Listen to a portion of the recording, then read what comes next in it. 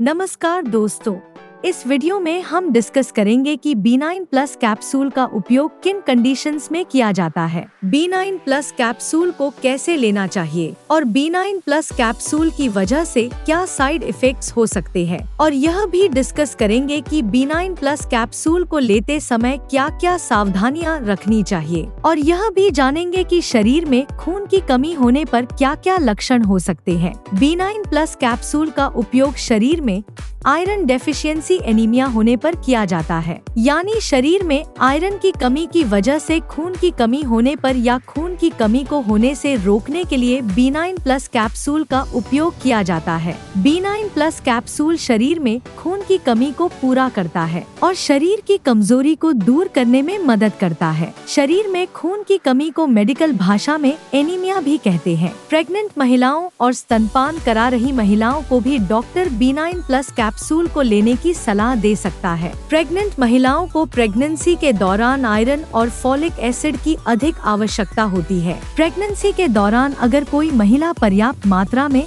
Iron का seven नहीं करती है तो प्रेग्नेंट महिलाओं में खून की कमी हो सकती है। B9 प्लस कैप्सूल के अंदर आयरन के साथ साथ फॉलिक एसिड भी मौजूद होता है। शरीर में फॉलिक एसिड की कमी होने पर भी खून की कमी हो सकती है। फॉलिक एसिड शरीर में कार्बोहाइड्रेट को ग्लूकोज में बदलने का काम करता है, जिसकी वजह से शरीर को एनर्जी मिलती है। प्रेग्नेंट महिलाओं में बच्चे के विकास के लिए भी फॉलिक एसिड बहुत ही जरूरी होता है। B9 प्लस कैप्सूल के अंदर जिंक भी मौजूद होता है। जिंक शरीर के इम्यून सिस्टम को स्वस्थ बनाए रखने में मदद करता है। B9 प्लस कैप्सूल का सेवन महिलाएं व पुरुष दोनों ही कर सकते हैं। अब हम डिस्कस करेंगे कि शरीर में खून की कमी होने पर क्या क्या लक्षण हो सकते हैं। शरीर में खून की कमी होने पर शरीर में बहुत ज्यादा थकान होना, शरीर में बहुत ज्यादा कमजोरी होना, त्वचा और आंखों में पीलापन होना, उठते या बैठते समय चक्कर आना, हाथों व पैरों का ठंडा होना,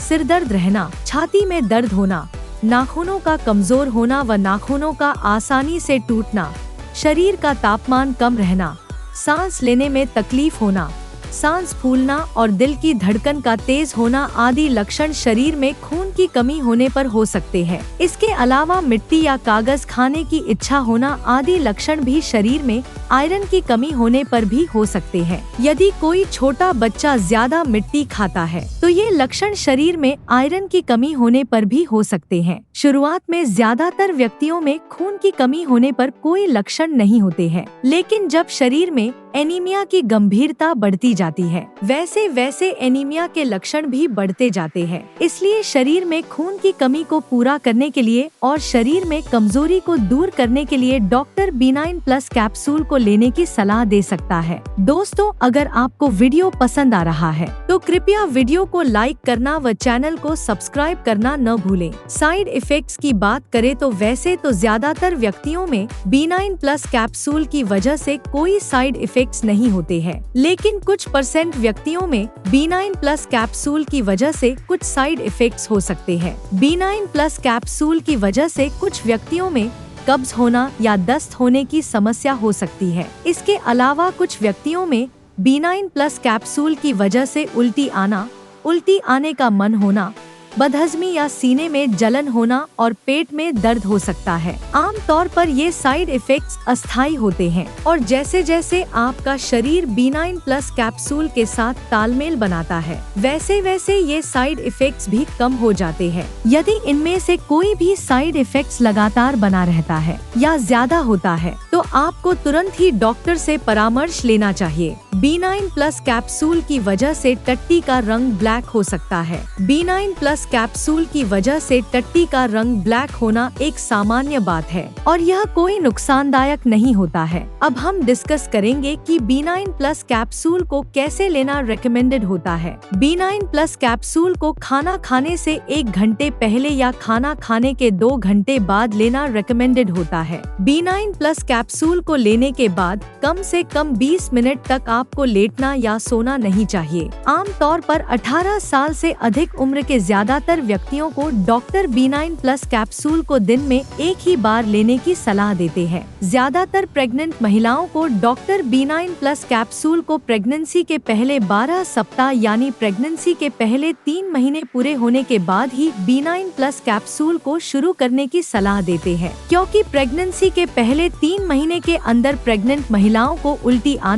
उल्टी आने का मन होना या मुंह का स्वाद खराब होना आदि समस्याएं अधिक होती है। इसलिए प्रेग्नेंट महिलाओं को डॉक्टर प्रेगनेंसी का चौथा महीना शुरू होने के बाद ही B9 प्लस कैप्सूल को शुरू करने की सलाह देते हैं। लेकिन यदि किसी प्रेग्नेंट महिला को एनीमिया की गंभीरता ज्यादा है तो डॉक्टर प्रेग्नेंट महिलाओं को प्रेगनेंसी की शुरुआत से भी B9 प्लस कैप्सूल को लेने की सलाह दे सकते हैं। B9 प्लस कैप्सूल की डोज उम्र, शरीर के वजन और बीमारी की गंभीरता के आधार पर कुछ व्यक्तियों में इससे अलग भी हो सकती है। इसलिए आपको B9 प्लस कैप्सूल को आपके डॉक्टर द्वारा बताई गई डोज में ही लेना चाहिए। अब हम डिस्कस करेंगे कि B9 प्लस कैप्सूल को लेते समय क्या क्या सावधानियां रखनी चाहिए। डॉक्टर B9 प्लस कैप्सूल के साथ विटामिन सी की कैप्सूल या विटामिन सी से भरपूर खाद्य पदार्थों जैसे टमाटर, आंवला, संतरा, स्ट्रॉबेरी, अंगूर,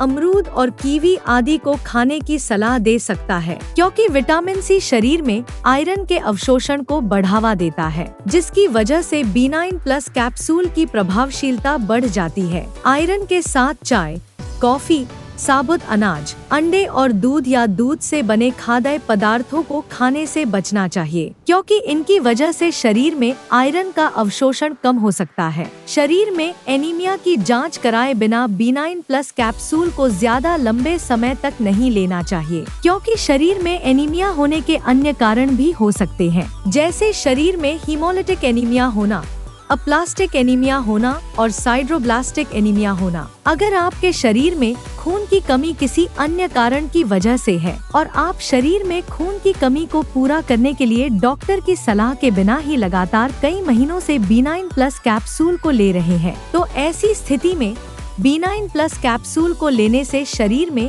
आयरन की ओवरडोज हो सकती है। शरीर में आयरन की ओवरडोज लिवर, हार्ट, ब्रेन और शरीर के अन्य ऑर्गन्स को नुकसान पहुंचा सकती है। इसलिए डॉक्टर की सलाह के बिना ज्यादा लंबे समय तक B9 प्लस कैप्सूल को नहीं लेना चाहिए। B9 प्लस कैप्सूल के साथ पेट में गैस व एसिडिटी कम करने वाली एंटासिड दवाइयाँ, calcium supplements, tetracycline antibiotics, penicillin antibiotics, thyroid की कैप्सूल और पार्किंसंस डिजीज में उपयोग होने वाली लेवोडोपा कैप्सूल के साथ B9 प्लस कैप्सूल को लेना रिकमेंडेड नहीं होता है, क्योंकि इन दवाओं के साथ B9 प्लस कैप्सूल को लेने से दवाइयाँ आपस में एक दूसरे के साथ इंटरेक्ट कर सकती है, जिसकी वजह से दवा की प्रभावशीलता कम हो सकती है या साइड इफेक्ट्स होने का भी जोखिम अधिक हो सकता है। अगर आप इनमें से कोई भी दवा लेते हैं तो आपको B9 प्लस कैप्सूल और इन दवाओं में कम से कम 2 से लेकर 3 घंटे का गैप रखना चाहिए। अगर आप अपने शरीर में खून की कमी को प्राकृतिक खाद्य पदार्थों से पूरा करना चाहते हैं तो आपको आंवला,